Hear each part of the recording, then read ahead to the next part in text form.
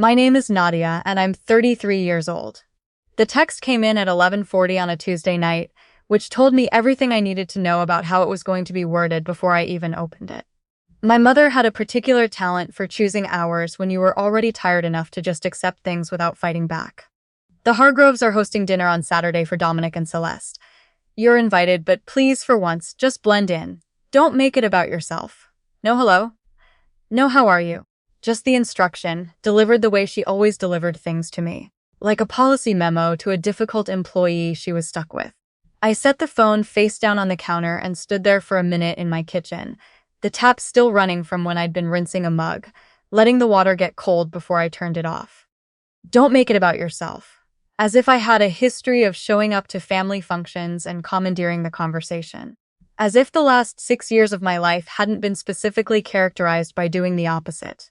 By shrinking, by deflecting, by answering questions about what I was up to with the vaguest possible version of the truth so that nobody had to feel uncomfortable with the real one. My brother Dominic was engaged. He'd called me 3 weeks earlier to tell me, genuinely excited, and I'd been genuinely happy for him, because Dominic is one of those people who is improved by love. He becomes softer and funnier, and more patient when he's with someone he cares about, and Celeste, from the 2 times I'd met her, seemed like exactly the right person to bring that out in him. I liked her. I was glad he'd found her. What I was less glad about was the dinner, which my mother had already reframed in my head before I'd even agreed to attend. The Hargroves. Celeste's family. Her father, according to my mother's earlier careful references, was someone important. She'd never said it directly. She never said anything directly, but I'd gotten the shape of it from the way she kept circling him in conversation. Her father's very established. Her father has done very well. The way she said it, you'd think we were being audited. I texted back, I'll be there. 3 words, same as she gave me. I found out more about Celeste's father through Dominic, who mentioned it casually over the phone the following day like it was an afterthought. Gordon Hargrove. He'd built a commercial real estate development firm in Calgary in the 90s, sold a portion of it about a decade ago, and had spent the years since doing advisory work and sitting on the boards of a few national organizations. He was well-connected in the way that certain men in Western Canada become well-connected. Not flashy, not in the news, but present in rooms where decisions got made. The kind of name that gets mentioned at fundraising dinners and provincial chambers of commerce. My mother thought this made him intimidating. I thought it made him a person who'd worked hard and gotten somewhere. But I also knew that my mother's version of the world assigned social weight to things I'd long since stopped organizing my life around. And that showing up to that dinner and being me, the version of me that actually existed, that she knew least, was already a quiet act of resistance she wouldn't appreciate. What I was specifically was a civil engineer. Not the version of engineer who sits in a nice office reviewing documents, though I did some of that. But the version who'd spent 4 years after my undergrad working on infrastructure projects in northern communities across 3 provinces, often in places accessible only by winter road or small aircraft. Helping design and build water systems for communities that had been on boil water advisories for longer than I'd been alive. I'd come back to Calgary 18 months earlier to take on a senior project manager role with a firm that contracted to municipalities and provincial governments. It wasn't glamorous. It wasn't the kind of thing you could explain quickly at a dinner party.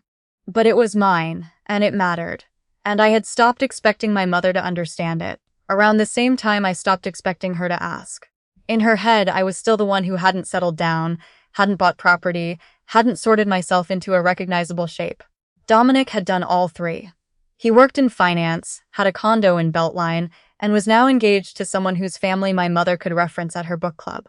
I was renting a house in Inglewood with a dog and a truck that needed new tires and a job she'd once described to a relative as something with construction, I think. Something with construction. 6 years of my life condensed into a shrug. The dinner was at the Hargrove home in Elbow Park, a neighborhood that sits quietly on the west side of the Elbow River and doesn't need to announce itself because the houses do it for you. Older money, mature trees, the kind of place where the driveways are heated and nobody mentions it. I drove myself because my mother had made it clear she and my father would be arriving separately, and I understood what that meant. She wanted a chance to prime the room before I walked into it. I parked on the street, sat in the truck for 60 seconds doing nothing, then got out. The inside of the house was warm and smelled like cedar and something slow cooking, and there were about 20 people already spread across the main floor when I arrived. Celeste met me at the door herself, which surprised me and made me like her even more. She was wearing a simple dark green blouse, and she hugged me like she meant it and said she was really glad I could come, and I believed her. My mother materialized from somewhere near the kitchen almost immediately, appearing at my elbow the way she always did at events like this, deploying a smile that was about 30% wider than her normal one. She introduced me to two of Celeste's aunts before I'd had a chance to take my coat off, steering the conversation with the precision of someone managing a press conference. I said hello. I said the house was beautiful. I accepted a glass of sparkling water and held it like a prop. Dominic found me eventually, and we stood together near the fireplace for a while, talking about nothing important, which was the thing I liked best about my relationship with my brother. We could do that, just exist near each other without pressure. He looked happy. He kept glancing across the room to find Celeste, and every time he did, his face did something it didn't do at any other time. The dinner itself was in a long dining room, with a table that seated everyone comfortably, which meant someone had thought carefully about it. I ended up near the middle, between one of Dominic's colleagues and an older woman who turned out to be Celeste's grandmother, visiting from Fredericton, who asked me sharp, interested questions about everything and seemed genuinely delighted by the answers. I was mid-sentence explaining the logistics of a river crossing project we'd completed in northern Saskatchewan when I noticed that the conversation on the other side of the table had gone quiet. Gordon Hargrove was seated at the head. He was in his mid-60s, broad through the shoulders, with the careful stillness of someone who'd spent decades in rooms where speaking first was a disadvantage. He'd been talking to my father and one of Celeste's uncles for most of the meal, and I'd been aware of him the way you're aware of weather. Present in the background, not yet requiring your attention. But he'd stopped talking. He was looking at me, not in a rude way. In the way of someone trying to locate something, reaching for a file in a drawer they haven't opened in a while, knowing it's there, not quite finding the tab yet. The table didn't freeze. It kept moving, conversations continuing, Celeste's grandmother asking me something about permafrost. But I'd caught it. And when I glanced back a moment later, he was still doing it. That quiet, focused attention of someone working something out. My mother had noticed too. I could see it in the way her shoulders had changed, a slight forward lean, the napkin she'd picked up for no reason. Dessert came, and then the part of the evening that these dinners always arrive at, the informal toasts, the moment where the family that's being joined demonstrates who it is and how it speaks in public. Celeste's father stood, and the room settled for him the way rooms settle for people who don't have to ask. He had a warm, direct manner of speaking that made you feel like the room had gotten smaller in a good way. He thanked everyone for being there. He talked about Celeste, how proud he was, the specific kind of proud that doesn't generalize, that picks out real details. He talked about Dominic with genuine warmth and said the things you hope a future father-in-law means when he says them, and I watched my mother's face relax incrementally through all of it. And then he stopped. He'd been moving through the room with his eyes as he spoke, the way practiced speakers do, but somewhere in the left center of the table he stopped, and his gaze held. I felt it before I confirmed it.